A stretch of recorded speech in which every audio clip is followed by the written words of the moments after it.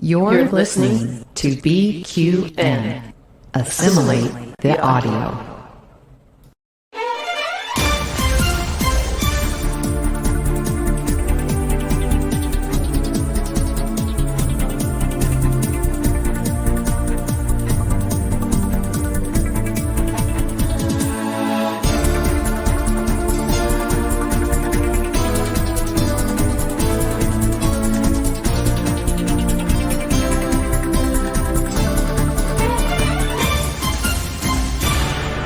Welcome back, listeners and viewers, to What's the Tea, Bev, a Star Trek Universe podcast here on the BQN.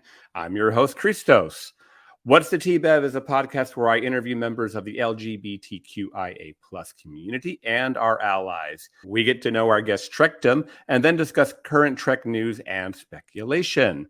You can watch What's the Tea, Bev on YouTube or listen wherever you get your BQN podcast. Well, happy June, and it is Pride Month. So how apropos for What's the Tea, Bev? A queer-based podcast here on BQN. Hope everybody is enjoying themselves and having a safe Pride Month. Our guest today is someone I've been meaning to have on our podcast here for a while now, Mr. Eric Reithel.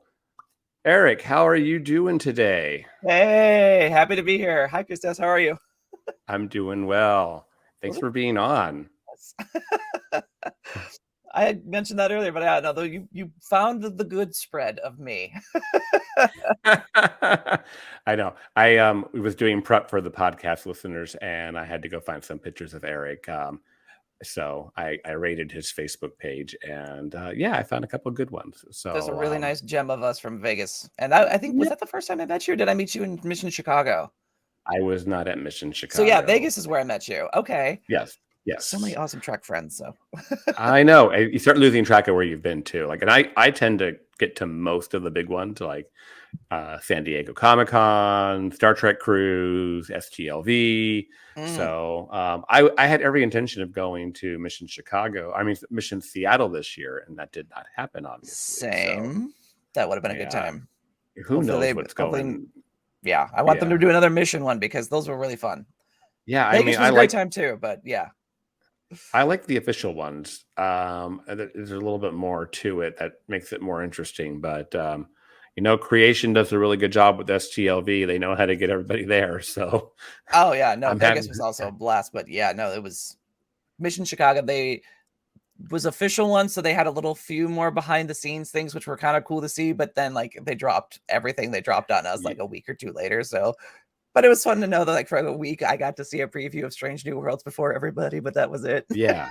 That's the one bad thing about STLV now. You're not going to get any breaking news. You're not going to get any clips. You're not going to get Patrick Stewart walking out and announcing Star Trek Picard, things that that's the kind of magic that happens at an official con. So, right. So was last year your first STLV?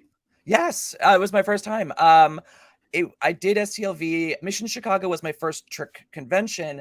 STLV, because I had such a good time at Chicago and everyone raved about it, it was my first time going to Vegas. I was like, okay, I've got to do this. And the one thing about conventions that everyone said, and it's so true, is the people that you meet in person end up becoming amazing friends because you're all there hanging out and having fun and just being nerds together. And the environment at both conventions, but STLV especially, was just magic, if I can be cheesy about it, but it was just really good. It's just a lot of good fun. I know, and it just carries on. I was out and about in San Diego last night, and I bumped into Justin, who I had on the podcast actually a couple episodes ago. But I met him in Vegas, not knowing anything about him until I'm like, "Oh, you live in San Diego too? That's awesome!" So we may start Strange New Worlds nights for season 2. But that'd you're right. Fun. My first STLV was 2017, and I just my circle of Star Trek friends just keeps on getting bigger and bigger and bigger. Every time I go to a con, I meet new people, so it's awesome though. It's a blast. Yeah, no, totally agree. And I'm the same. The amount of friends that I've suddenly found myself having in my life is just this is awesome. All from this love of this one franchise. It's a pretty cool franchise. Yeah.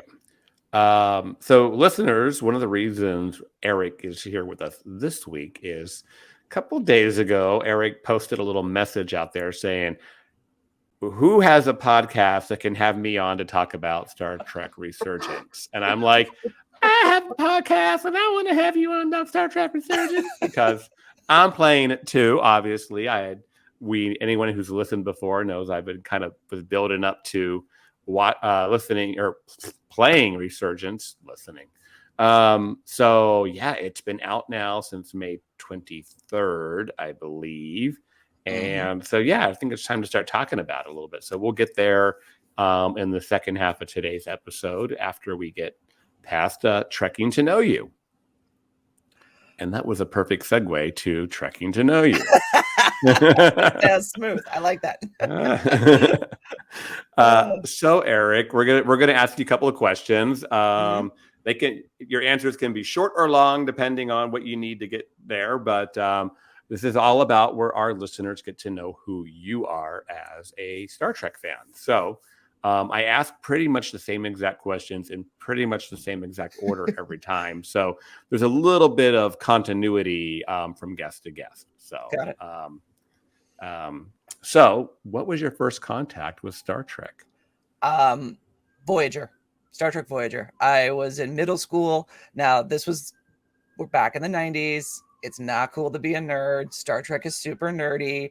My friend and I were hanging out one night at his house, and we were like 7th or 8th grade, and we were watching this like space show with aliens, and there's like shooting and fun, and women are like being awesome, and we were just like, I don't know what this is, and it ended with a to be continued. And so I looked at my friend and I was like, I got to know what this is. And he's like, me too. And we were like, okay, well, it's Wednesday. It's like 7:00. And we were like, we're coming back. So the next week we came back at that time and we saw the like last time on, and it didn't quite register that they had said Star Trek Voyager because we were just like making sure, like, was this the show? And when we saw all the last week's episodes or scenes from the episode, we were like, okay, this is it. And it was Voyager's The Killing Game, part 1 and 2. So when part 2 started playing, we were like, we're in, this is happening. Like these space, like awesome soldiers are going to kill these Nazis. It's going to be amazing. And then, yeah, when the flare went across the screen, it said Star Trek Voyager. We had that moment where we looked at each other and we were like, are we really doing this? And then we were like, yeah, we're doing this. And that's literally how we became Trekkies, was Star Trek Voyager. So that's awesome that you... I love that nobody showed it to you, that you just kind of like stumbled on it. You're the first person to tell me that. Like everyone was always like my mom, my dad, my uncle, my brother, my husband, my whoever, but you're like, oh, nope, we were just flipping channels in middle school. Yeah. We later found out our home ec teacher was also a fan. And when she heard that we watched it, we started talking Trek with her. So she solidified it because she was one of our teachers we looked up to and admired. So it was, in that regard, we had that sort of outside mentorship kind of push us along and guide us and say, no, this is fine. You can be a nerd. It's okay. little validation. There's always a nerd and there's always someone in there. And I love that it was your exactly. Thank you, Mrs. Wedding. So maybe I know the answer to your next question, which is, what is your favorite Trek series? Star Trek Voyager. I mean, but to be clear, I love them all. I am not one of those like, oh, this is Trek, that's not Trek, this is more Trek than that. No, it's all Trek. I love it all. And Voyager only takes the horse race because because it was the first. And it was the one that made me the Trekkie. Yeah, I always say, like, if anyone ever needs help with that question, I always say, like, well, if you could only take one series with you for the rest of your life and you had to give up every other one, which one would you watch? And that's kind of how you can trick people into making a decision. After fits of crying, I would pick Star Trek Voyager because how dare you do that to anyone? But yeah, I hear you. Janeway. So still a little bummed that Kate Mulgrew did not show up at the end of Picard, but I guess we can talk about that later. Yeah. What is your favorite episode of Trek? Ooh, believe it or not, I am gonna go with the kickoff to season 2 of Star Trek Discovery, and the episode title escapes me right now, but it was the introduction of Pike. And for whatever, it's like Oh Brother or something like that, or Brother, something like that. And again, Discovery with its titles always throw me off because they're like the best ones that are also the most challenging to remember. But it was I was a big fan of Discovery. We're bringing Trek back. This is great. Season 2, here we go. And there was just something about the chemistry between Burnham and Pike when they were on the turbo lift with the security officer, when they were introducing the Enterprise crew. What was his name? The cocky. Well, yeah, him and I can't think of her.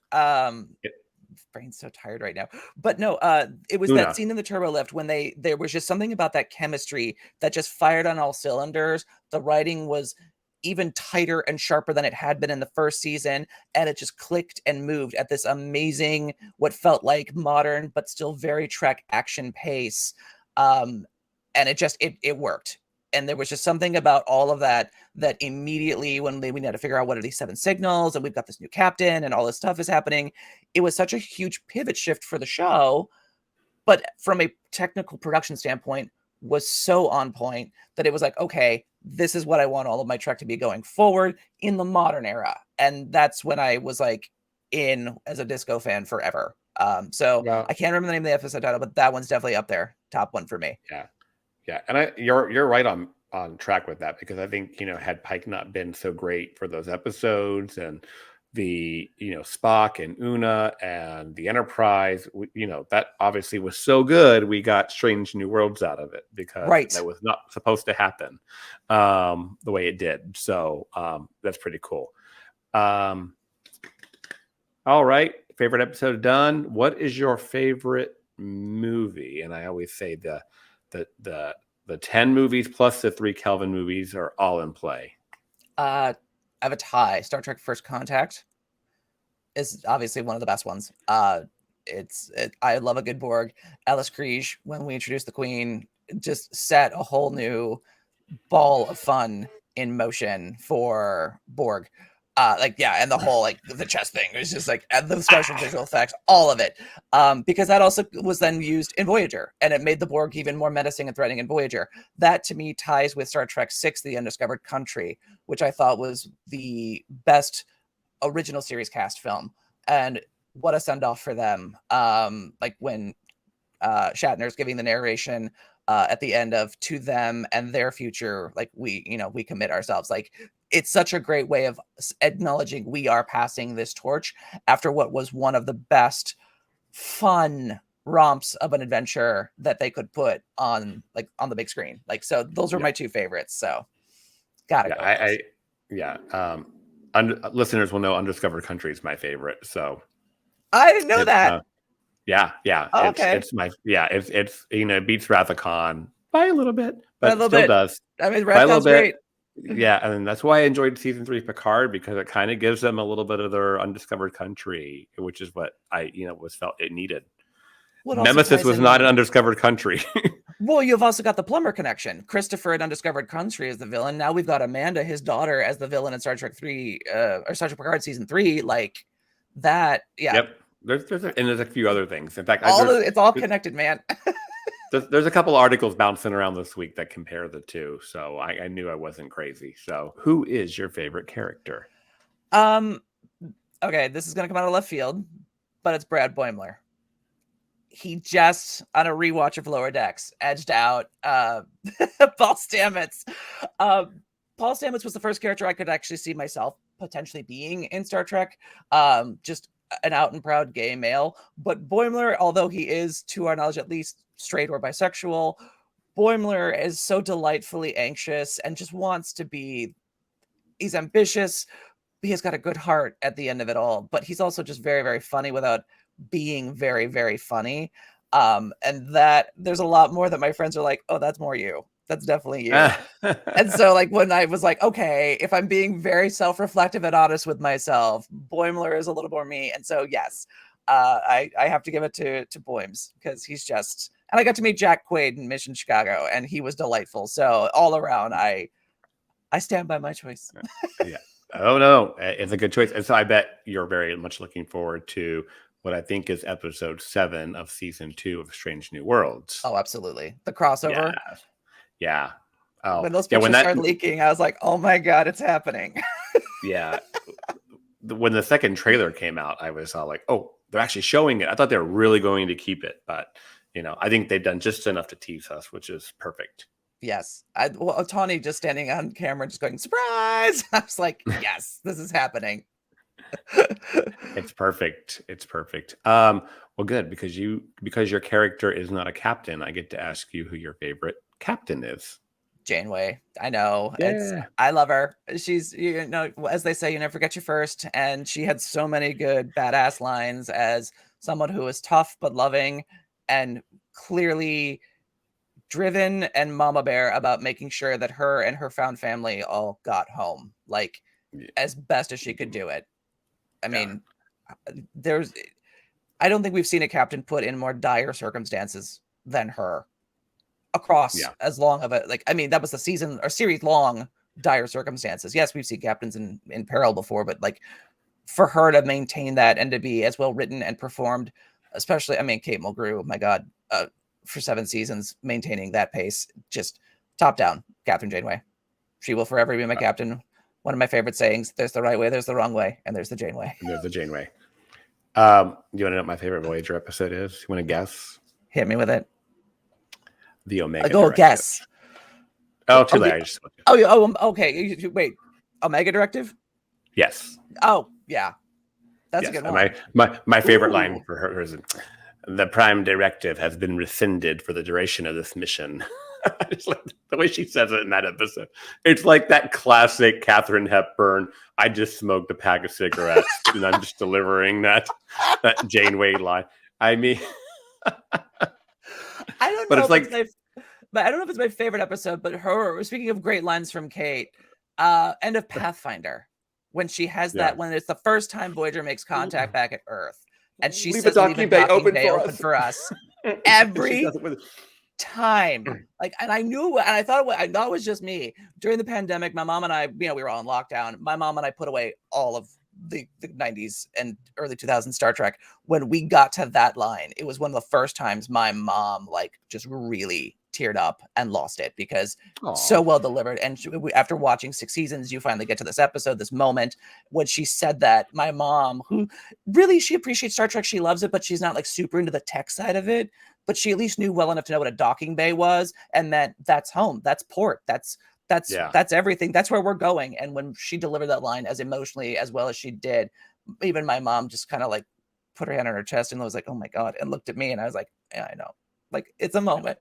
It's a moment. You can somebody clip that 3-minute scene, pretty much by the time Barclay makes contact with Voyager. You can watch it on YouTube. And I swear to God, every time I feel like I need I need to remind myself that I'm alive, I kind of watch that scene, because it does evoke emotion from me. And it kind of, okay. Yeah. I already run pretty. I was gonna say, I got a little, but yeah, because it's just thinking about yeah. So wait, you like Omega Directive because Janeway's at her most, Katharine Hepburn tough as nails. It's that. What was it? Perfection with 7. I can't remember the name of the episode, but my favorite tough captain moment. It was the one where the aliens that they could not see were doing experiments on the crew, and Janeway was getting those needles pressed into her head, and at the end of it all, she flies the ship between 2 pulsars and potentially is going to destroy Voyager. And when the one alien was like, I will kill everyone on your crew if you don't turn this ship right now. And Janeway just has that line of, you don't seem to realize you are not in control anymore. This is a woman who is at the end of her rope and is like, you understand, I will burn this ship and everything I have to the ground to get you out of my life. And I was like, and it's not the first time that happened on Voyager in that sense too, where she's just been ready to burn it all down, it all down, baby. I didn't realize you consider me reckless, Tuvok, and he goes, it was clearly an understatement. So many good Janeway moments. But yeah, Janeway's favorite captain, if I can bring it back to the original question you asked me. Love it. No, it's great. I love a little sidebar conversation that just geeks us out. That's kind of the whole point of all this. Who is your favorite Star Trek crush? He's new to the list, but I'm gonna say Ed Speleers from Star Trek Picard season 3. It was interesting because at first when they were talking about how he's a young 20-something, I'm 38. I'm hyper aware of my age, and there were those moments where I was like, is it okay for me to crush on this man? And then when You I looked up actually, the actor and saw he himself was in his mid-30s, I'm like, nope, totally cool. I'm fine. He's on the yeah. list. He's a stud. Well, either way, he's an adult. Yeah. I knew Ed Speleers from Downton Abbey. Everyone said that, and I haven't watched it yet. Yeah, so he was James, one of the footmen. So I was aware of him. I think he comes in like in season 4. But anyways, yeah, so I knew who he was, and of course, I loved him in Picard playing Mama Crusher's second son and better son. I'm gonna get in trouble for that one, Wesley people. All right. Season. I mean, for only being in one season, like he ran a gamut of episodes and emotions, but yeah, like he like knocked it out of the park. But yeah, no, he was very much crushing up the Crusher kid. Well, they picked a really well seasoned actor who could keep up with Patrick Stewart and Gates McFadden, because they are so good. And so if you cast him wrong, it could have really not hit the way as well as it did. And there were a couple behind the scenes videos that popped up on Twitter. I remember one being of his last shooting day, and they were doing the usual like speeches, congrats, that's a wrap on Ed, and like he gave a very heartfelt like, this was like my first big gig in America as an inroad, and goes, so on behalf of like me and my family, like I thank you all for taking a chance on me, a Brit from across the pond. So like for him to like, and I don't know like for sure if it's his first US gig, but if it is, like, welcome to Hollywood, bro. That was a solid intro. Yeah, well, yeah, I think it was. I think I knew that one because he was on Investigates Gates McFadden podcast, and I think that was confirmed on there. Cool. I might know the answer to this one too, because you're such a Voyager person. But what is your favorite starship? Favorite starship. Surprisingly, it's not Voyager. I know. Okay. It was. Okay. It has been replaced with the Cerritos. I don't know what it is about that ship. It just feels like home. It feels like I think it's because I see myself in Boimler. So it's the ship I can see myself on, most likely. Just walking the halls. And that's around the right era of Trek. Like, we're post Nemesis, but not too far. But yeah, like that's the one where I just feel like, oh, okay, this is where I belong. Me and the other lower deck nerds. Okay, I tell you, nobody has answered that question that way, and that's totally cool. I think I love starships in general, so I'm, more, have at it. Like, there's no right or wrong to any of these questions, by the way, unless you pick Dr. Pulowski. That's the only time you're wrong. And how dare anyone? Love you. Poor Diane Mulder. Anyways, okay, we're almost there.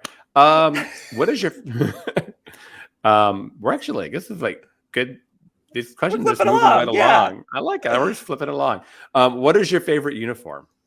What do they call it? The first contact grays. The ones that eventually, like, I thought, okay, these are great because they're cinematic. First Contact, Nemesis, Insurrection, these look great. It wasn't until, believe it or not, the DS9 crew put them on in the latter seasons that I could really see it as like a fleet-wide uniform. And it felt great because seeing people like Miles and Julian go from what was the DS9 Voyager uniform suddenly slip into the new look and the new digs was like, oh, okay, so they have new uniforms just like any other fleet would, but they look good on everyone. The production was really well timed. Like, it was mid-November 1996 when DS9 episodes picked up with the new uniforms, which is right when First Contact hit theaters. So it was like really, because you think about it, the Defiant and Worf and the Defiant crew are wearing the new uniform. So and so it just lines right up. And there was a period in DS9 where Worf wasn't in a few episodes because he had to leave DS9 to go do the movie, and plot-wise, they had to have him off DS9 to make that make sense. If I'm remembering that correctly, there was like a week or two he wasn't there. That would actually make a lot of sense. I guess I never really give it much thought. I can't remember what episode it was, but I just remember my mom, because she loves him, going, "Where's Worf?" Like, I think this is when they set him in First Contact. Yeah, there probably are some season 5 episodes where he is MIA. Yeah. But Yeah. no. First Contact Grace, my favorite. Go Yeah. to. You had a photo of Yay! me up Love it. earlier, so thank you for picking that one. Yeah. The drill spots and everything. So hard to paint on. Okay. Last question, but it's the doozy one. Ugh. What does Star Trek mean to you? Okay, that is the doozy one. It's like it's a lot of things, as it is for so many people. But for me, it's you hear it all the time, and I don't mind being cliche because it fits. It's hope for a better future, and it's the idea that a better future brings all of us together, infinite diversity and infinite combinations, and all of that is celebrated on equal footing. It is equity in a future, but it also is a reminder that that future is not given; it has to be fought for. So from every single space battle to every single space mom hug, like every part of this future that you see in our little franchise, but you know what I'm saying, is something that can be achieved. It's not hopeless. Like this is something that when humans fire on all cylinders and truly work together is something that can be achieved. And very recently in my life, and if I start to get a little emotional on this question, I apologize. I have been reminded that one of my personal core values is selflessness, not just in myself, but in others. It is, yes, everyone as a human needs to be a little bit selfish because you got to take care of yourself before you can take care of anyone else. But when you finally have enough and you've shifted from I'm just surviving to now I'm thriving, your focus needs to shift to give back to others. You need to open your arms, reach out, especially to people that are reaching out to you, and find a way to embrace. And it doesn't have to be 300 years in the future. You need to start that now. And so to have this thing where you can see it, almost tangibly touch it, smell it, and love people that are there, even though they're fictional performers, it's this beautiful vision of just what we can do when we're all in it together. And in order to do that, it does require giving up a sense of some part of yourself for the greater good. Not all of it, but enough of it. And having that constant reminder as a core tenet is one of the things that always brings me back to Star Trek. Doesn't matter series, doesn't matter the episode, movie, whatever, cast, crew, whatever. That is a through line through all of it. And that is the one thing that I don't think until very recently I had the vocabulary to put into words what it was. And recently I found it. And that's when it I have a pendant. It's over on my desk. I'm not wearing it right now.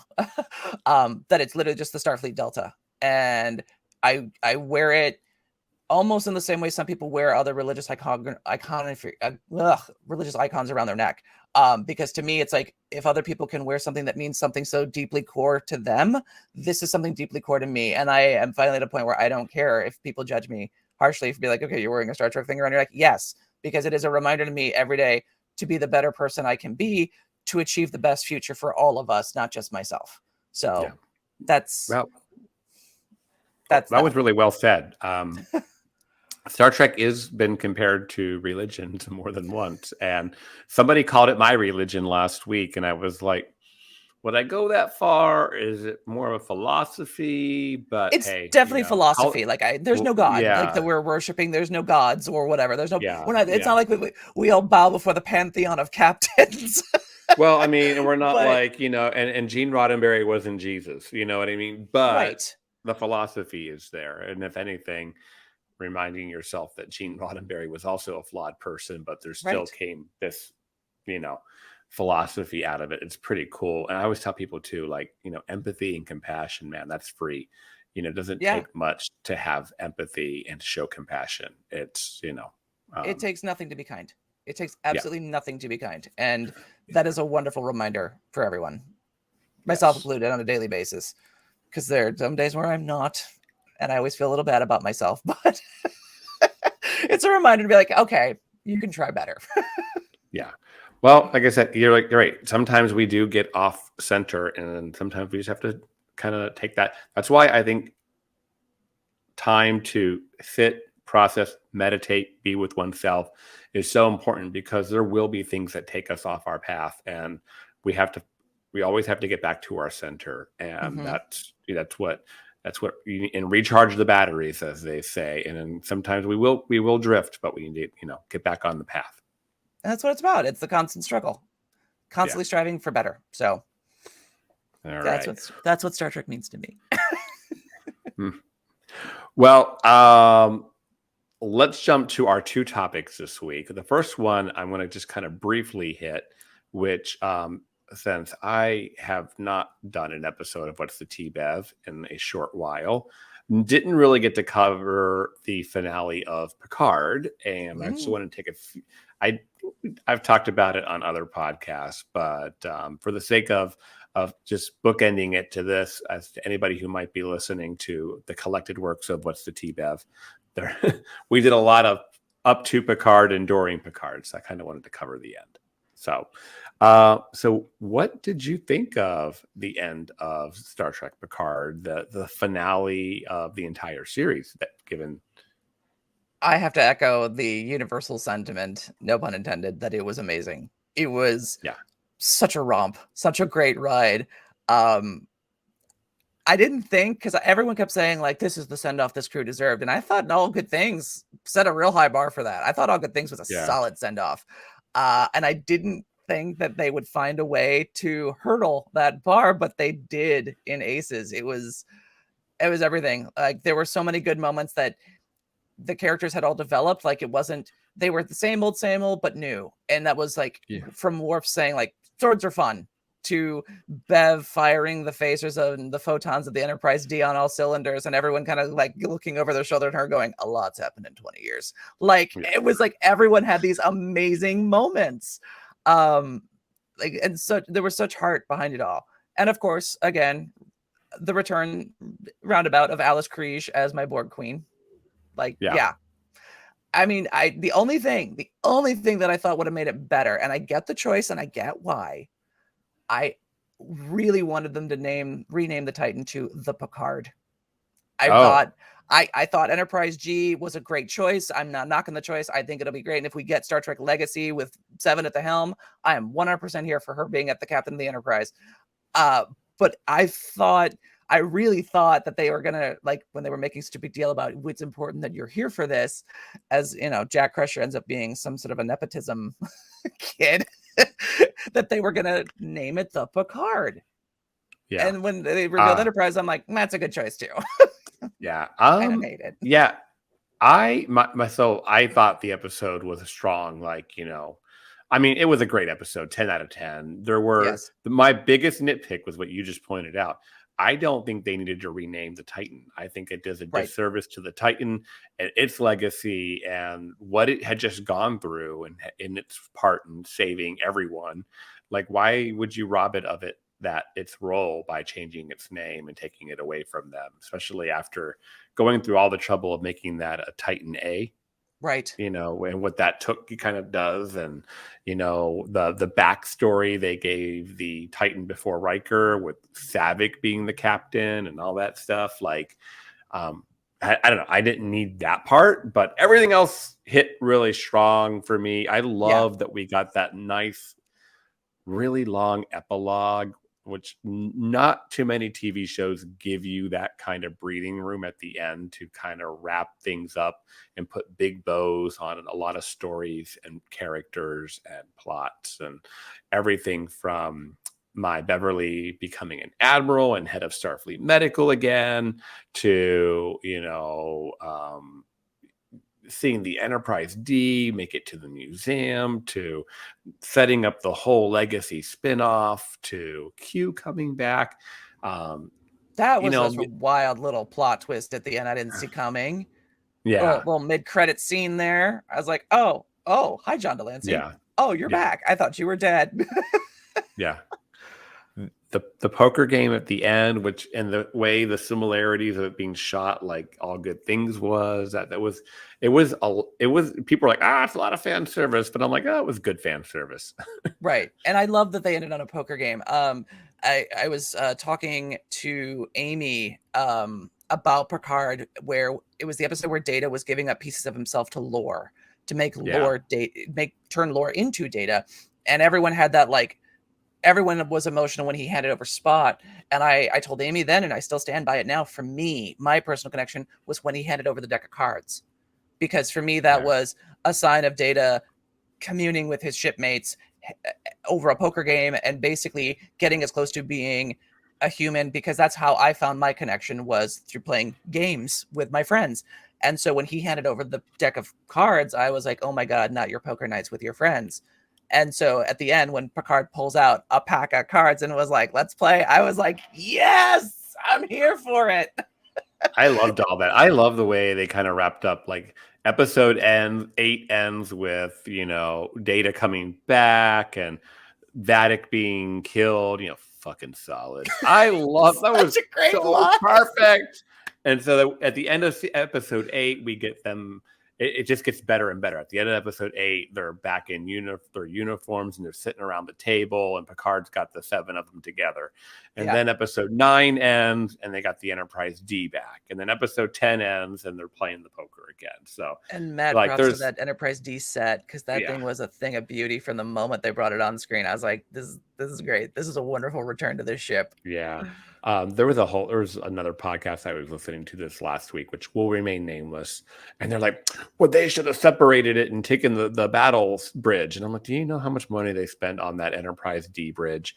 And then they'd have to go rebuild the battle bridge to go do what you're talking about. And everyone on Twitter knows how hard Liz Kozlowski worked to find the red carpet for that Enterprise D bridge. You're fine. Yeah. No, exactly. And it's like, come on, people, what do you want? You know what I mean? Like, right. That's the thing is, everyone's got, I mean, don't get me wrong. Like, even Terry Metalis, he's done enough interviews where he said, like, we had big ideas that we wanted to go a little bigger with, but at some point someone's got to go, but you're out of money. So, you have to make choices. And I think the ones they made were perfect. They wanted more cameos that they could not afford. It's fine. It's fine. I know. I will go down. This will go down as that season I can definitely rewatch, and I'm very, very happy. And of course, I want more now with Legacy, and I hope to see. I hope to see more of these characters a little bit here and there if Legacy does become a thing. Like, it wouldn't be bad for Jack to catch back up with Mom here and there, and and there's definitely the potential for Jack to meet Wes Crusher. Yeah, Wes is a traveler. Yeah. He goes across space and time. There's definitely a potential for him to arrive and have them have a bro out moment. Yeah. As, half brothers.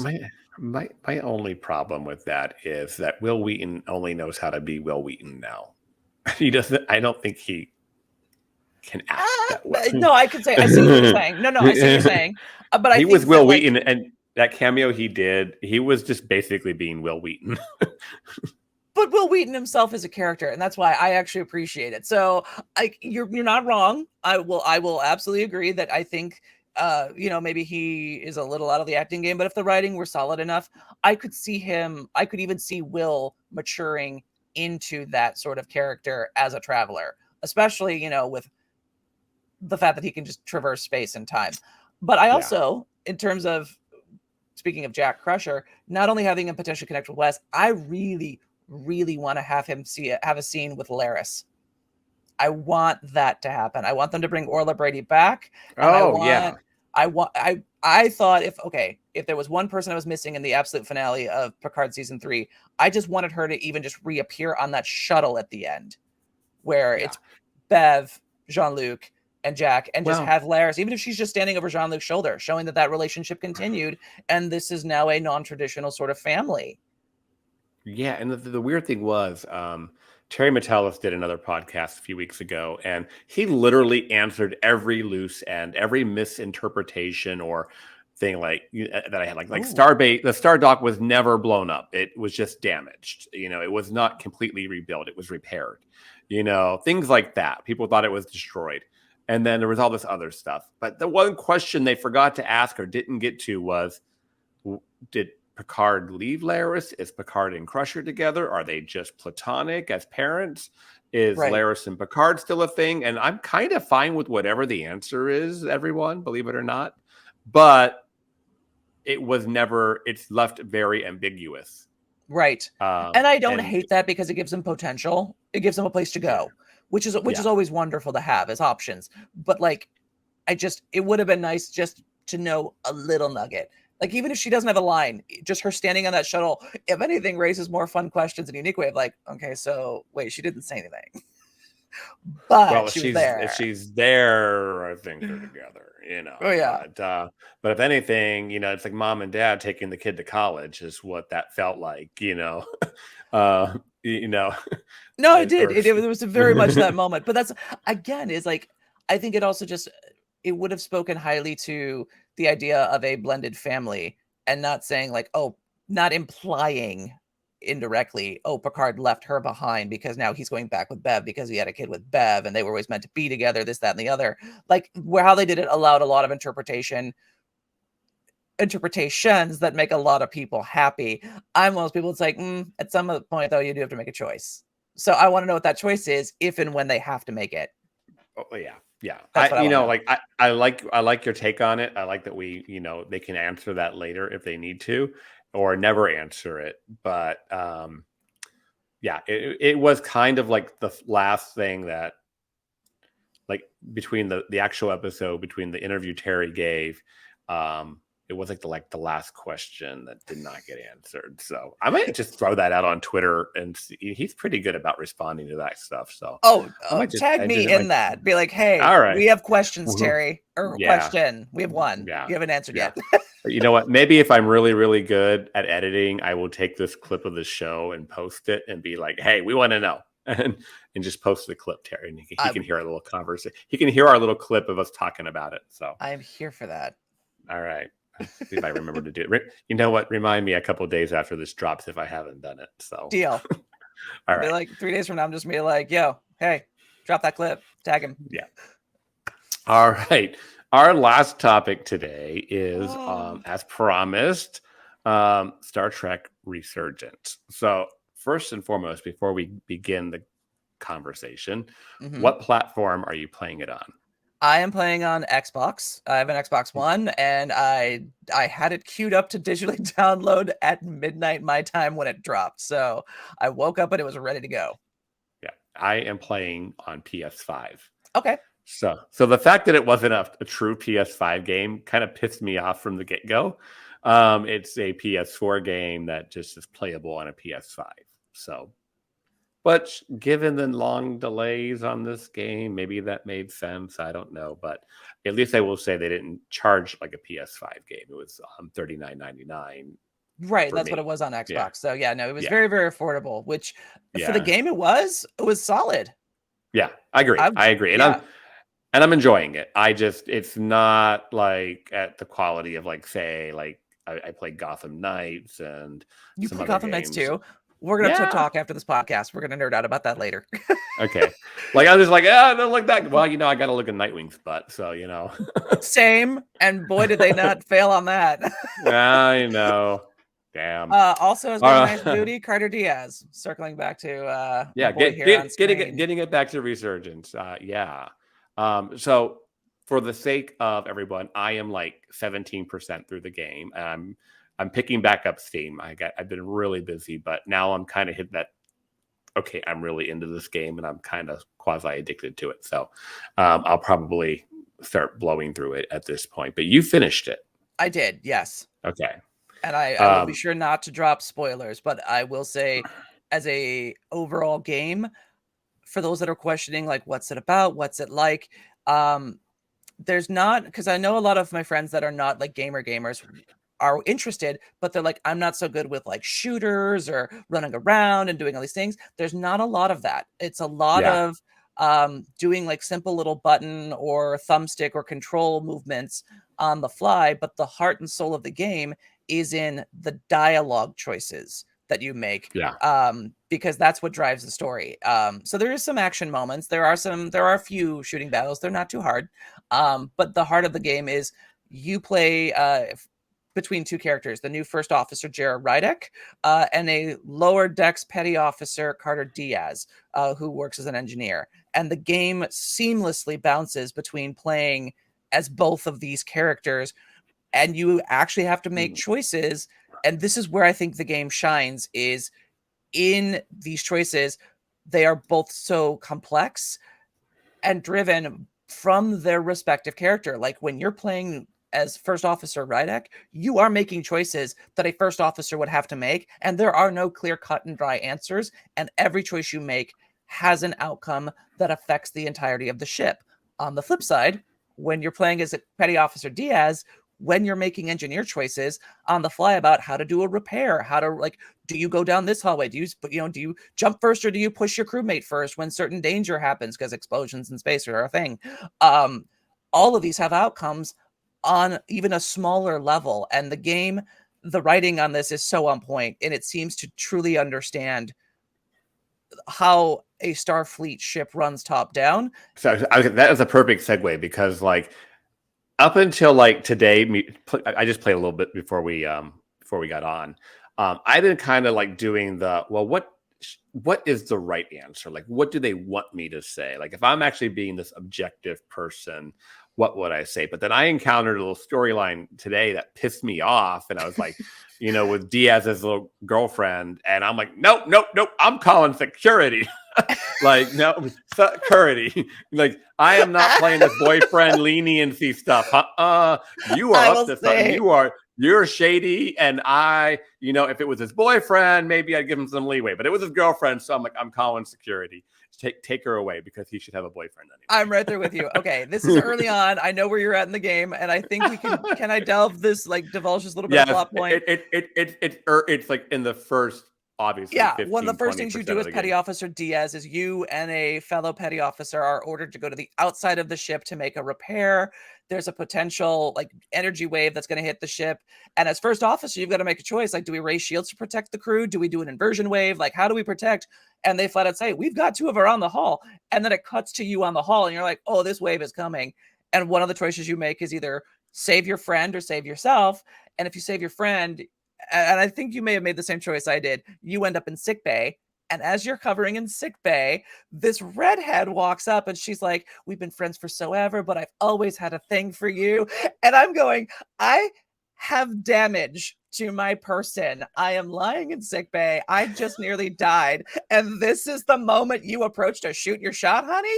Get the hell away from me. And I platonicked her immediately. Like, you gotta go. I was right there with you. I was like, no, security, get her. No, she gotta go. I am not here for this. So I let the other person get hurt. And I'm fine. And as soon as I was fine, she comes up to me and she's like, oh, that I could have lost you out there, and blah, blah, blah, profess my love. And I made the mistake of like, oh, we'll see where things go. But no, obviously she's playing me. So but yeah, I'm talking about the scene where she's like messing with the isolinear chips, and he that too. Her. Yeah, that's where I called security on her ass, because I'm like, no, you're up to something. You are. Oh up yeah, to something. Yeah. I don't trust you. I don't trust you. There was a little sabotage. I sent her to sick bay. Be like, you're not you. Let's get you checked out. But that's like, but again, to your point, is there a right choice? Or is like the choice the game wants me to make? And having now had enough conversations with people like you who have made different choices, there is no right choice. And that's one of the beautiful things of the game is no. I was just like, I guess for me at that moment today, the way I was playing the game shifted on a dime. I'm just trying to figure out what the game wants me to do. I was like, nope, I don't care what the consequences are. I'm calling security. Right. I am like, really the most fun way to play. That was exactly. It's like, whatever. I'm just like, screw it, man. I'm just, nope. But that's again, like, if I don't know if you knew this, but like, if you go, I think on one of the settings, you can get into like a QR code or something, or a code that you can go online with, and it will show you all the choices you have made so far. And it will tell you how many people have also made that choice or made the other choice. And it's so fascinating to be like, oh, like 77% of players did this just like you. And there's a little part of me that's going, really? 23% of the people made the other choice. But there's no wrong way to play the game. So yeah, I mean, I was one of 9% of people that friend zoned the one lady.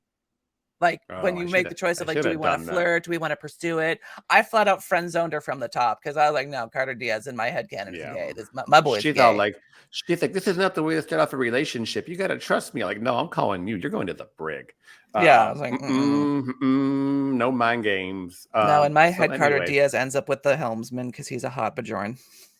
They did not have to make these people as good looking as they did, and they rendered them perfectly. They're always hot Bajorans, man. Look at the guy on Picard. I know. I was like, why do they have to make? Why? And I can't date this one, but I've got the redhead that won't leave me alone, and suddenly she's like, possibly sabotaging my ship. Not they need cool gay game. Protocols in this game. They need gay protocols. They do. I was like, was there no homo in the writer room? Was there none of us? Couldn't even give me an option to flirt at the end. I know. No, Carter's straight. Some guys are straight, and I'm like, oh, it's June. This is so homophobic. Totally. This game's homophobic. Nobody's gay. How dare you? Although, how dare you make him hot and then have you beamed down to the planet yet with the first officer? Oh yeah, I'm down there. I think I do think Tyla's a lesbian. I would say the flirtatious lesbian energy between Officer Rydek and Tylas is palpable, and it never gets better. Like that continues through the whole game, and I'm like, at the end of it, I'm like, there better be an option for me to hit on this woman.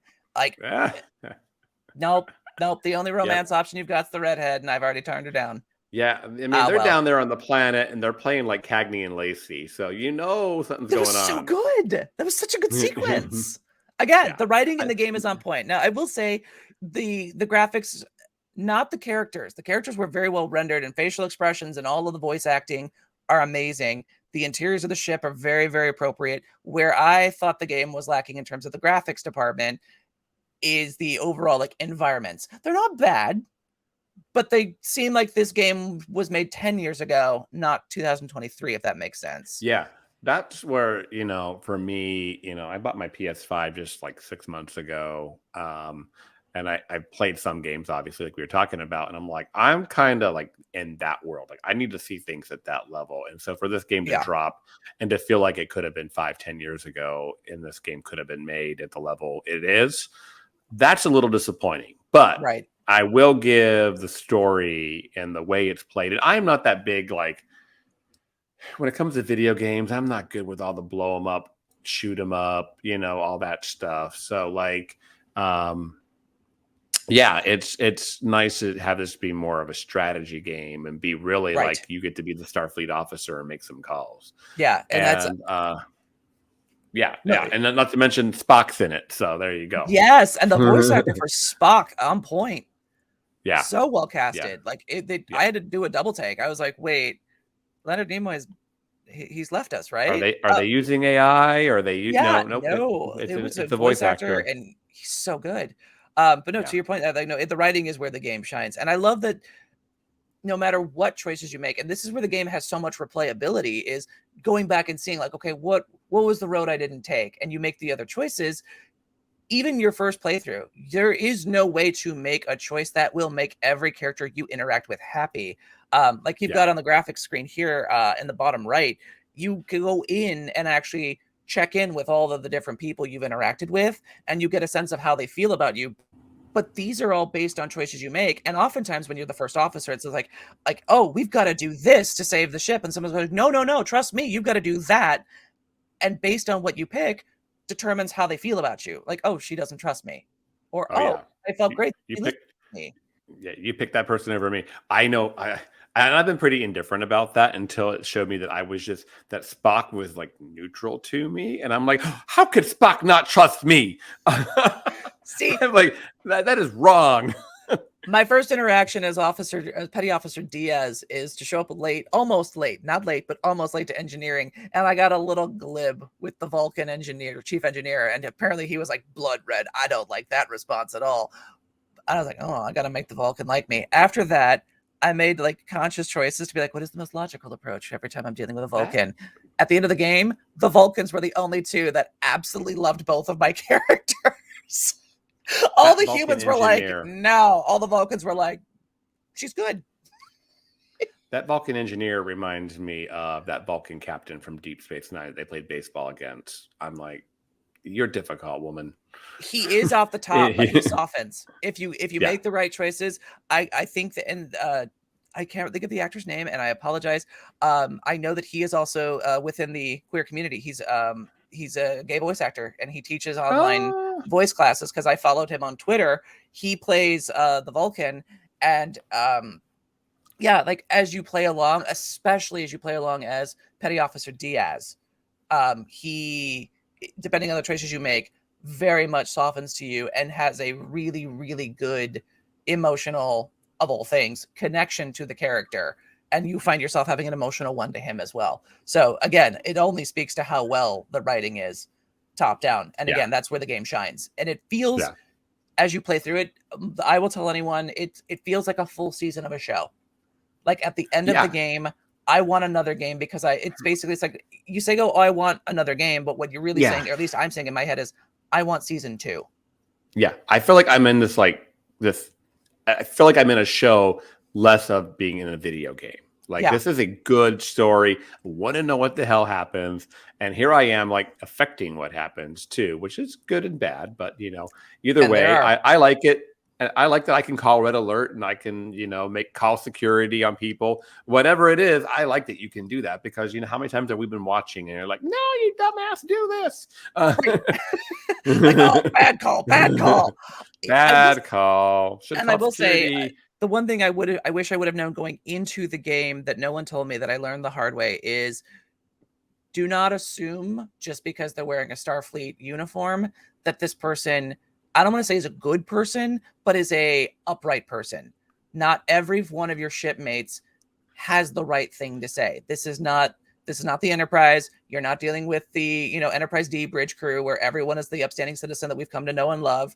Like from the captain down to the other fellow petty officers, sometimes someone says something and you're like, that seems very not Starfleet of you. Trust your gut. Yeah. Because that's where the game shines, is this is more of a ragtag crew. I don't want to say of also rans, but like they're not your Picard crew. They're not your Cisco DS9. They're not your Voyager Janeway bridge crew. Some of these people say the wrong things at the wrong time. And sometimes when you think you've made the wrong choice because you've angered someone, they'll come back around. And when they come back around is when you can reconnect. Like it's so incredibly well written about human relationships in that regard. You go, oh no, I made that wrong choice. I take it back, but you can't. And then like 2 scenes later, they'll come up to you and they're like, hey, I was just having a moment, man. I'm sorry. And you're like, oh my God, this is like real life. This is now more stressful. Well, like I said, I've already called security on somebody and she was wearing a Starfleet uniform. And the captain, man, all I can think of is like sheer fucking hubris. You know what I mean? Like 100%. Yeah, like I could have been Clancy with him if they had given me that dialogue, because I'm like, you're just more worried about how you look, buddy, instead of actually things being done the way they should. Right. And again, to the point of like not giving away a spoiler, one of the first choices you have to make is he gives you the con, so you've got the bridge. He goes onto the starbase you're currently docked at. When the energy wave aforementioned hits, and everyone on your bridge is saying, we need to do this, he hails and says, no, do that. And one of your first choices as first officer is, do you listen to the crew who's got the information on the panels right in front of their face? Or do you listen to your new captain who's afar and giving you an order, but he doesn't have all the facts? Like, and there's no wrong answer. It's literally, you have to make a call. And it's so like, it was my first stressful moment of the game of like, I'm trying to make a good first impression. I don't know who to listen to, but you just make a call and you roll with it. And that's what makes it a fun game. And I'm excited to go back and play again and make the other choice. Yeah. I defied his orders. I did too. I'm like, you're wrong. You don't know what's up. This is one of the things, like, like when this reminds me of Redemption, when Data didn't follow Picard's orders, and at the end of the episode, Picard goes, well, Mr. Data, too many times has the saying, I was just following orders, been used to excuse, wrong decisions, you know what I mean, or bad decisions. And, I don't know, whatever it was. Watch the end of Redemption, but that's what I'm referencing as my reason that I went that way. But like final thoughts on this game. How cool is it that, you can basically draw on your, lifetime knowledge of Star Trek to inform how you play this game. And that's what I love the most about it. Agreed. And yet somehow, for watching almost every episode of this franchise, all seasons of all series of all shows, do I somehow still feel underprepared? Because at the end of the day, I'm the one that has to now make the call. It's one thing to watch someone else go and go, yeah, I got your back, Riker. You fire those torpedoes. And then I'm going, and now suddenly it's my call. I'm like, oh, what if I kill someone? What if someone I love dies and I don't like that choice? I mean, it's a game. You can always go back and make the other one, but at the same time, I love RPGs. I get lost in stories like this, and I emotionally invest. Like, that's why I'm emotionally invested in First Officer Rydek. I'm emotionally invested in Petty Officer Diaz. Like, I'm there, and when I'm in that moment, I freak out. I'm like, oh God, this is why I am Brad Boimler. Circling back to who's your favorite character. I'm the anxious, neurotic Brad Boimler. I was like, I don't know. I just want to make the right choice and make everyone happy and make everyone like me. Yeah. Well, I don't deserve this rank. You crack me up. Jeez.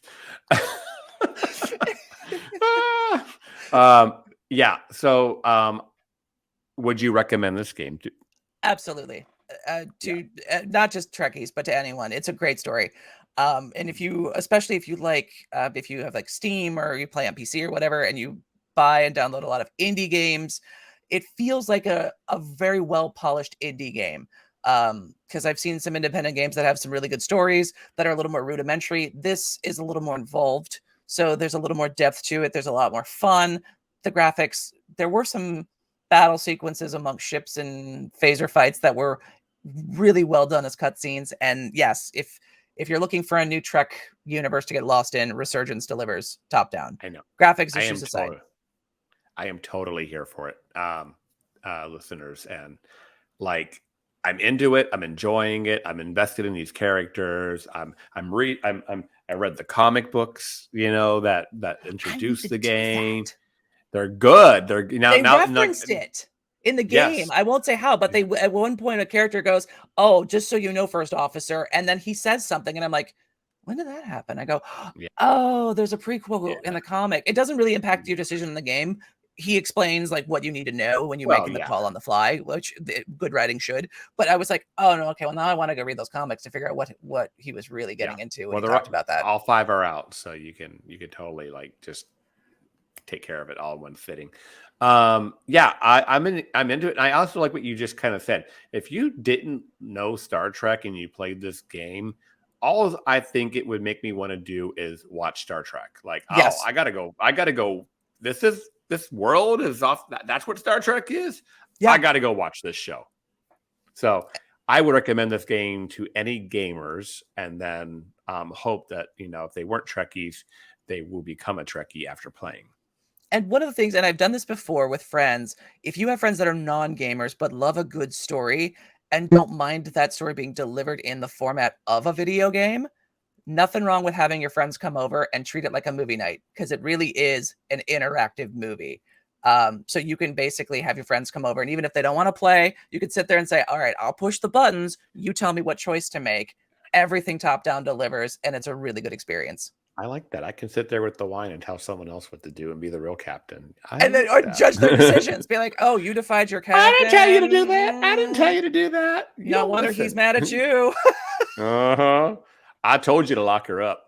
Look at you going rogue. I could see that being a fun night too. Awesome. Yeah. Oh boy. All right.